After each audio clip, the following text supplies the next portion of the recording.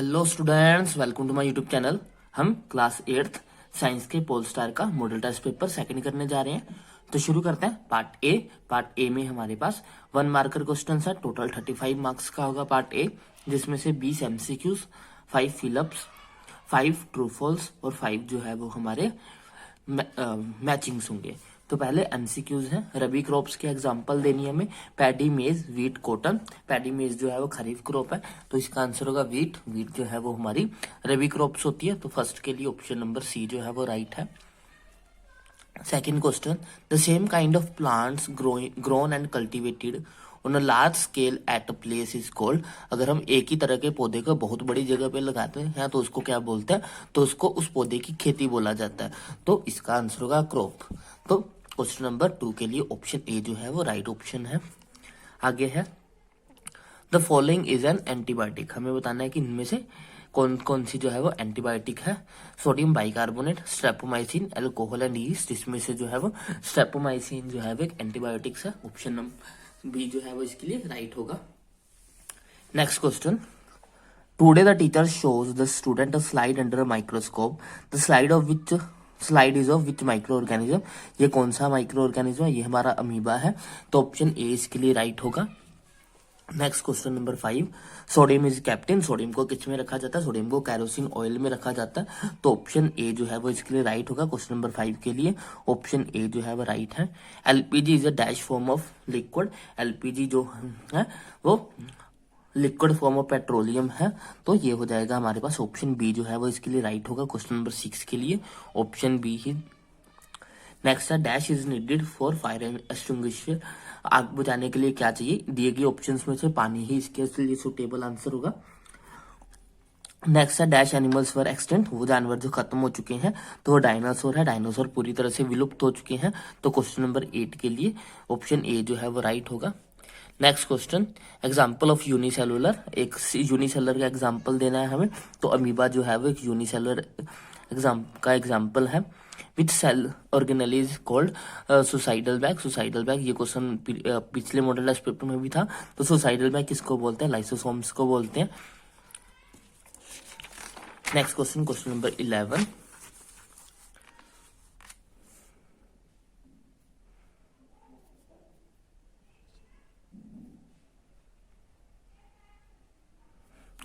A tadpole develop into an adult frog by the process of। एक tadpole जो है वो बड़ा adult frog कैसे बनता है? तो वो मेटामॉर्फोसिस के प्रोसेस से जो है वो adult बनता है, तो क्वेश्चन नंबर 11 के लिए ऑप्शन बी जो है वो राइट होगा। Which is the endocrine gland. हमें बताना कि कौन सी जो है वो एंडोसिलिन ग्लैंड है। पिट्यूटरी ग्लैंड और थायराइड ग्लैंड, ये दोनों ही एंडोसिलिन है, तो ऑप्शन सी जो है इसके लिए राइट होगा, बोथ 1 and 2। नेक्स्ट है, एग्जाम्पल ऑफ नॉन कॉन्टैक्ट। हमें नॉन कॉन्टैक्ट फोर्सेस का जो है वो एग्जाम्पल देना है, तो मैग्नेटिक फोर्स जो है वो हमारे पास नॉन कॉन्टैक्ट टाइप का फोर्स होता है। Friction is a dash and dash. Friction जो है वो दोस्त भी होता है और दुश्मन भी होता है, तो ऑप्शन बी इसके लिए राइट होगा, friend and foe. Which part of the human body produce sound. Human body का कौन सा पार्ट जो है वो साउंड पैदा करता है? तो वो वोकल कॉर्ड्स होगा, ऑप्शन सी इसके लिए राइट होगा।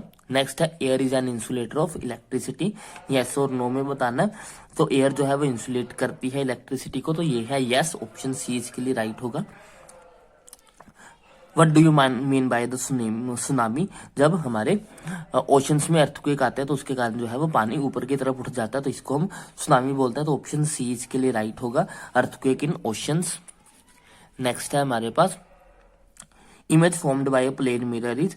प्लेन मिरर की इमेज कैसी होती है? तो वो रियल होती है, बिहाइंड द मिरर होती है और सेम साइज की होती है, तो ऑप्शन डी इसके लिए राइट होगा, real behind the mirror and same size of the object. जैसे कि प्लेन मिरर हमारा घर का शीशा, जिस शीशे को हम यूज करते हैं, वही शीशे की बात करें उसी को प्लेन मिरर बोलते हैं। उसमें रियल इमेज नहीं बनती, उसमें वर्चुअल इमेज बनती है, तो इसका आंसर होगा virtual behind the mirror and same size of the object. इसका ऑप्शन बी जो है वो राइट होगा। क्वेश्चन नंबर 18 के लिए ऑप्शन बी जो है वो राइट है। उसमें रियल नहीं बनती, उसमें वर्चुअल बनती है, शीशे के पीछे बनती है और सेम साइज की बनती है। Which of the following is not a planet. कौन सा एक प्लैनेट नहीं है? साइरस जो है वो स्टार का नाम है, तारे का नाम है, तो ऑप्शन ए इसके लिए राइट होगा। बाकी मरकरी, सैटर्न और अर्थ ये तीनों प्लैनेट्स हैं। नेक्स्ट है which of the following is a green house gas, कौन सी ग्रीन हाउस गैस है, तो कार्बन डाइऑक्साइड जो है वो ग्रीन हाउस गैस है इसमें से। नेक्स्ट हमारे पास आगे फिलिप्स है। फर्स्ट फिलअप है the same kind of plants grown and cultivated on a large scale at a place is called crop. अगर हम एक ही फसल को बहुत बड़ी जगह पे उगाते हैं तो उसको क्या बोलते हैं, उसको क्रॉप बोलते हैं। Alcohol is produce with the help of, alcohol कैसे बनाई जाती है, with the help of sugar, sorry alcohol is produce with the help of east, alcohol जो है वो ईस्ट की हेल्प से बनाई जाती है। Metal react with acid to produce, metals जब एसिड के साथ रिएक्ट करते हैं तो वो हाइड्रोजन गैस को रिलीज करते हैं, तो इसका आंसर होगा hydrogen. A liquid fuel used in home is, एक लिक्विड फ्यूल जो कि घरों में यूज होता है तो लिक्विड की फॉर्म में कैरोसिन, मिट्टी का तेल यूज होता है तो इसका आंसर होगा kerosene. Migratory bird fly to far away places because of climatic changes, मौसम में होने वाले बदलावों के कारण जो है वो कुछ पक्षी एक जगह को छोड़ के दूसरी जगह तक चले जाते हैं तो इसका आंसर होगा क्लाइमेट चेंज। आगे है हमारे पास true false. The basic living unit of organism is an organ, नहीं तो वो सेल होता है, तो फर्स्ट का जो है वो फॉल्स आएगा। Egg laid after fertilisation is made up of the single cell, fertilisation के बाद जो चीज बनती है वो सिंगल सेल होती है, हमें ये बताना है, तो ये हमारा ट्रू होगा। नेक्स्ट है हमारे पास an embryo is made up of the single cell, embryo जो है वो सिंगल सेल से नहीं बना होता तो ये फॉल्स है, वो यूनिसेलुलर होता है एम्ब्रियो। नेक्स्ट है the lower of the frequency of the vibration higher is the pitch, जितनी फ्रीक्वेंसी कम होगी उतनी पिच जो है वो ज्यादा होगी, ये भी जो है वो फॉल्स है। Lightning conductor can not protect the building, तो वो प्रोटेक्ट कर सकता है तो ये भी फॉल्स है, इसमें एक ही ट्रू था सेकंड वाला, बाकी सारे फॉल्स है। नेक्स्ट मैचिंग है, गोल्ड से क्या बनती है, गोल्ड से ज्वेलरी बनेगी। बैक्टीरिया कौन सा है,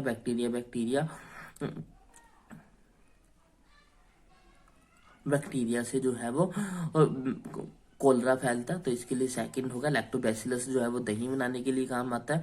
आयरन से मशीनरी बनती है। रबी क्रॉप्स हमारे पास वीट, ग्राम और पी आ जाएंगे। नेक्स्ट है what are the major group of micro organism, micro organisms के अलग अलग ग्रुप्स बताने हैं, तो माइक्रो ऑर्गेनिजम्स के टोटल 5 ग्रुप हैं जिनमें उनको डिवाइड किया गया, जैसे कि बैक्टीरिया, एल्गी, फंगी, प्रोटोजोआ, ये bacteria, algae, virus, fungi, protozoa, ये 5 ग्रुप है जिसमें जो है वो हमने माइक्रो ऑर्गेनिजम्स को डिवाइड किया हुआ।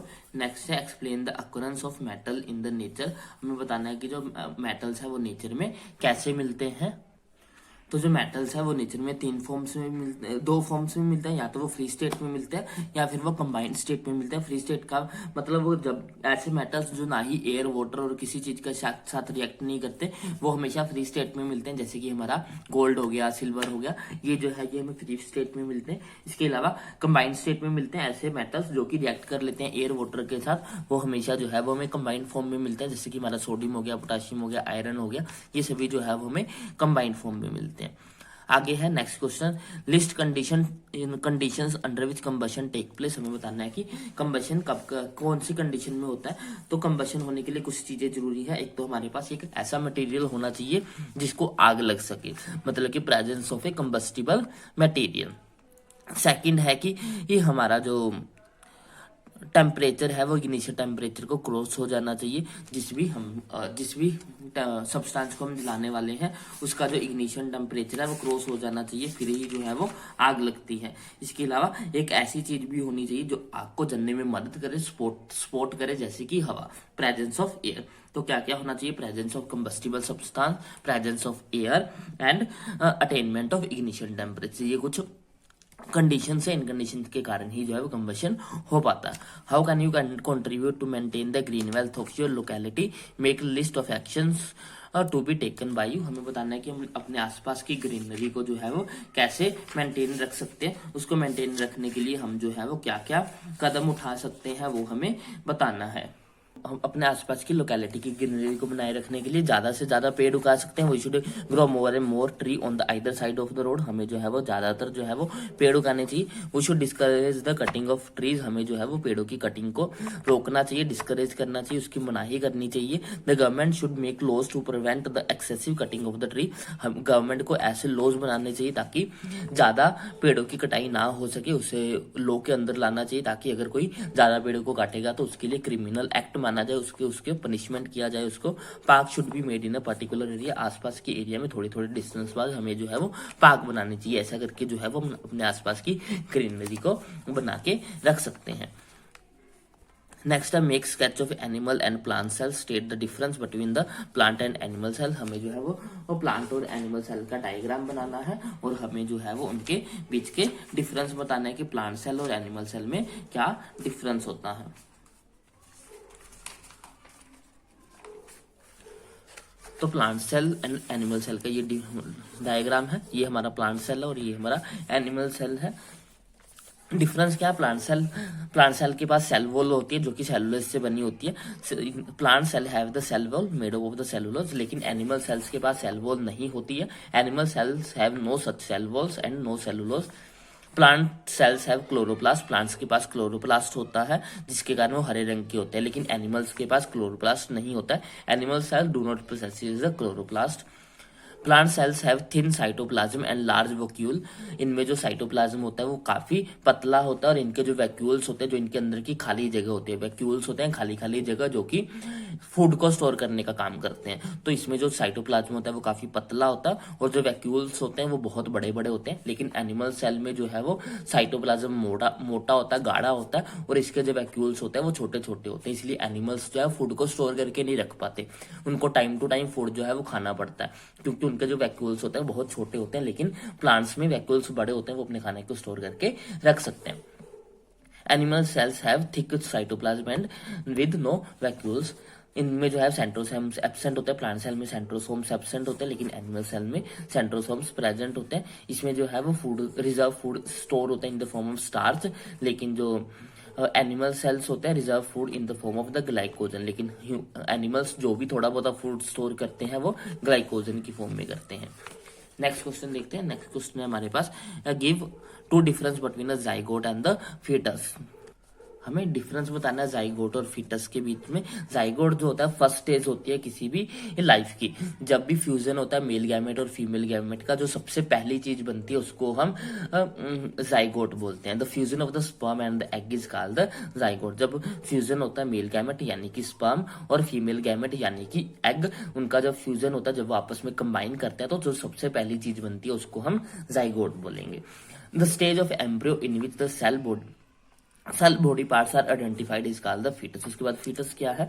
जब जाइगोट थोड़ा बड़ा होता है तो ये टूटना शुरू हो जाता है, टूट के जो है वो फिर ये एम्ब्रियो बनाता है और एम्ब्रियो जब थोड़ा और बड़ा हो जाता है तब फीटस बनता है। फीटस एक ऐसी स्टेज होती है जिसमें जो है वो बॉडी पार्ट्स आइडेंटिफाइड होने शुरू हो जाते हैं कि उसका हाथ कहाँ पे है, उसका पैर कहाँ पे है। जाइगोट जो होता है वो सिंगल सेल स्ट्रक्चर होता है, it is a single cell structure, लेकिन फीटस जो है वो मल्टी सेल स्ट्रक्चर होता है। नेक्स्ट है हमारे पास does pure water conduct electricity, if not what can we do to make it conducting. क्या जो प्योर पानी है, प्योर वाटर है, वो इलेक्ट्रिसिटी को कंडक्ट करता है कि नहीं करता? अगर नहीं करता है तो हमें क्या करना चाहिए उसको कंडक्टर बनाने के लिए? तो जो प्योर वाटर होता है वो इलेक्ट्रिसिटी को कंडक्टर नहीं करता है। अगर हम उसको कंडक्टर बनाना चाहते हैं तो हमें उसमें कुछ ड्रॉप्स जो है वो किसी भी एसिड की डालनी होगी। तो no, pure water does not pure water does not is an insulator but tap water is a good conductor of electricity। इसका आंसर यहाँ पे है pure water does not conduct electricity but it can be made good conductor by adding few drop of sulphuric acid. This water is called acidulated water. तो pure water है वो electricity को conduct नहीं करता है, लेकिन इसमें हम कुछ बूंदे जो है वो एसिड की डाल के इसको जो है वो कंडक्टर बना सकते हैं।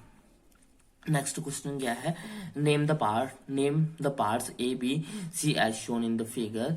हमें नाम बताना है। Write the name of angle i. Angle i क्या होता है? एंगल आई होता है angle of incidence. Angle r क्या होता है? Angle of reflection.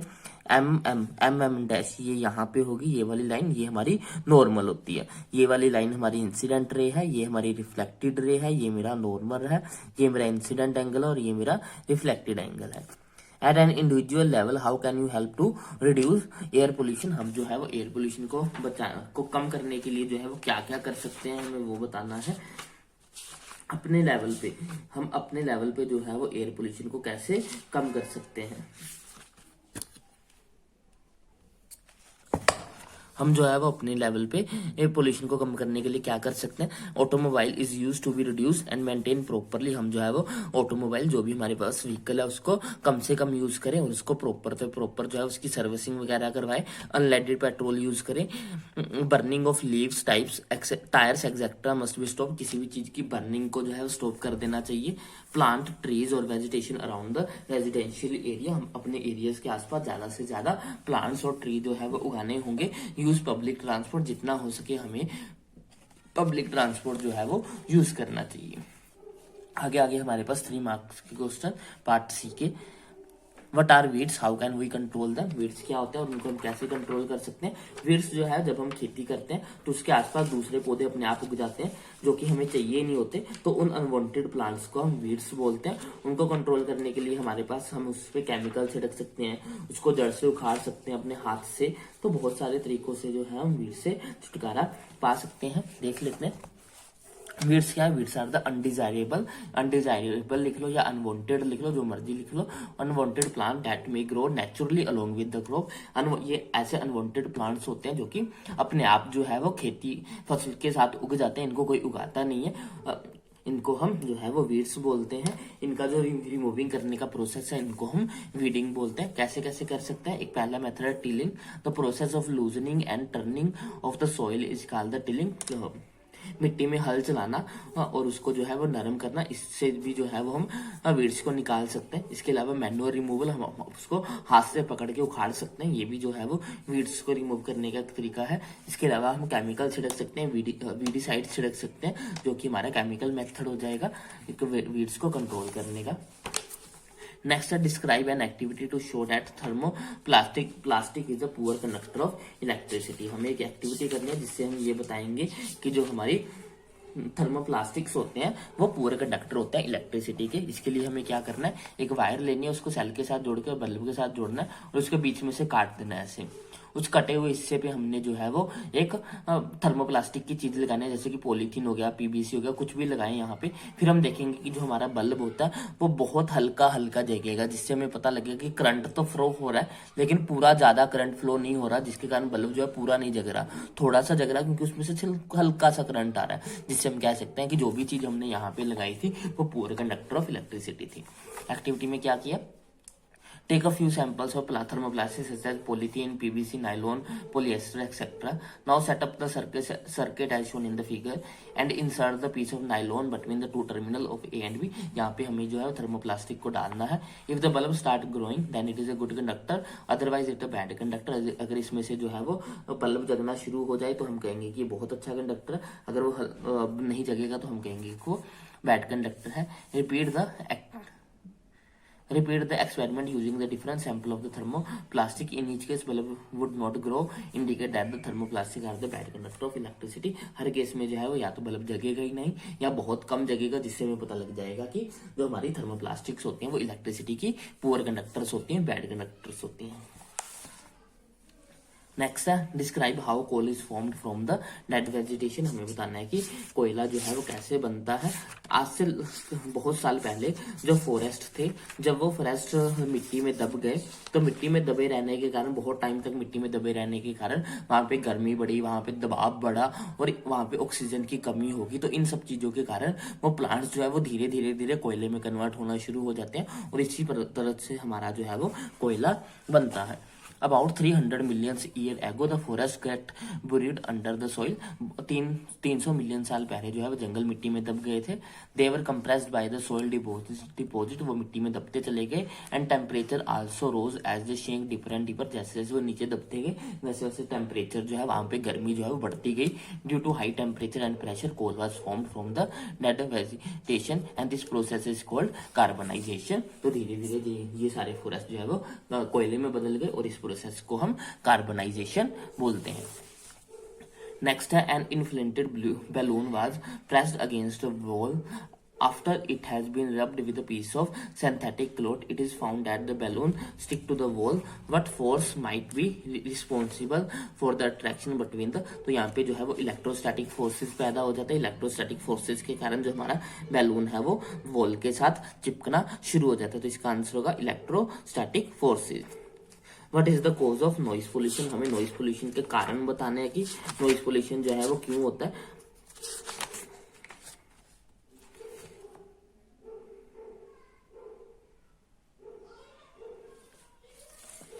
तो इसके बहुत सारे कारण हो सकते हैं। Vehicle, sounds of vehicle, loud speaker, working machines, bursting of crackers, desert coolers, radio, television at high volume, kitchen appliance, hawkers, ये सारे जो है वो हमारे सोर्सेज हैं नॉइस पोल्यूशन के।